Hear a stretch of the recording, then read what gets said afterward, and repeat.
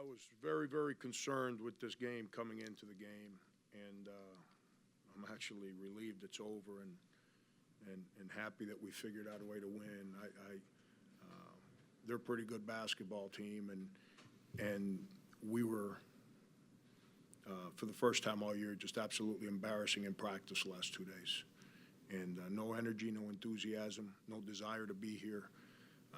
So we weren't any good. Now, with all that said, we scored 92 on a day that we're not any good. I've been in here before in front of you on days we're no good where we score 40 points. And we've been in here on days where we were real good and got beat because we couldn't score. So obviously scoring has become something that we're better at. Our defense absolutely stinks right now, and that's a lack of practice time. But that's something that we got to fix the next couple of days. Frank, kind of staying with that, it was a big byproduct of that, the offense that they run in the backdoor cuts and the Princeton. And how hard was it getting your team ready after such a long trip back from Virgin Islands? Because we've been playing teams that all they do is stand around and give it to a guy, and they put their head down like a bull in a china shop. Bull in a china shop and drive the ball. And we come off that road trip, but they were on a road trip too, so it's not like they've been sitting at home. I don't want to take credit away from them. They're a well-coached team that ran their system and attacked us, and we were lucky we figured out a way to win.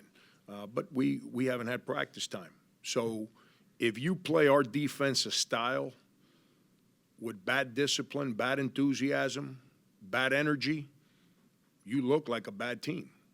And we can't, because of how we try to play defensively, we can't just kind of show up and go through the motions.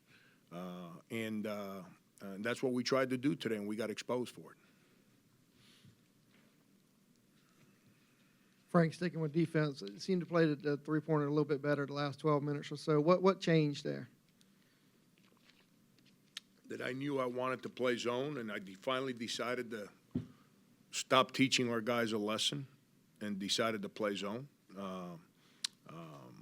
I knew this is a team that we couldn't stay in the same defense for a long period of time because they're a rhythm team. Everything they do is predicated around rhythm. So you have to disrupt rhythm. You have to disrupt it with your energy. You have to disrupt it with your enthusiasm, with your discipline. And then lastly, you have to disrupt it with schemes by changing things so they don't see the same thing time after time after time. I knew that eventually we had to play zone today, but we've been so bad in practice, and we were just this bad when the game started today that I needed our guys to learn.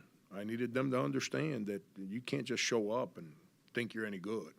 It's you got to earn your meal money every single day. You got to earn your paycheck every single day as coaches, as players. And that means we got to come in here and we have to do our job every day. There's no excuse for us not being excited to play a game. And that was the case last couple of years. And I know that sounds like a boring story for a lot of people, but call me boring. I kind of like practice more than games. But we got what we deserve. Credit them. They're a good team. They really shoot it, and they exposed us, and hopefully our guys will learn from this.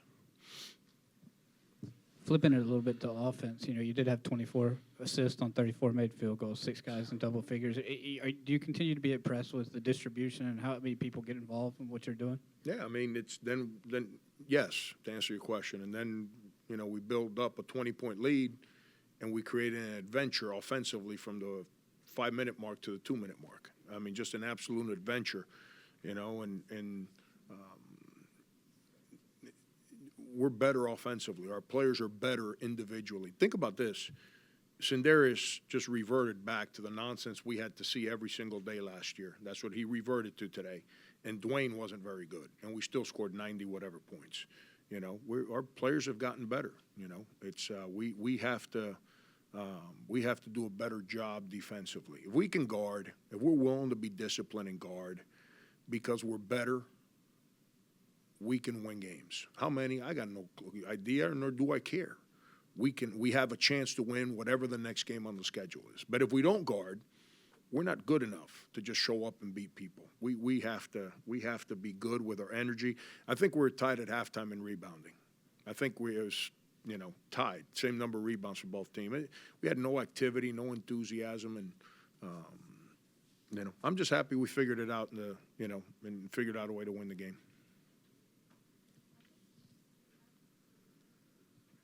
You mentioned that Sin and Dwayne weren't exactly on their game. How much more important did that make Lamo's performance today?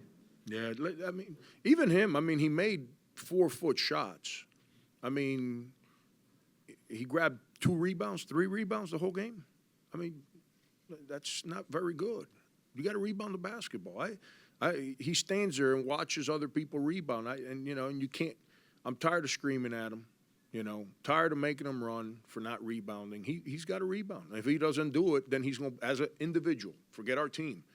He will never be able to maximize who he is as a player so he can earn dollars playing the game if he will not rebound the basketball. Now, to your question, yes, credit him for playing in the middle of the zone, which is our strategy when we play zones, and being able to catch the ball there and turn around and make those little baby puppy shots or whatever you want to call them.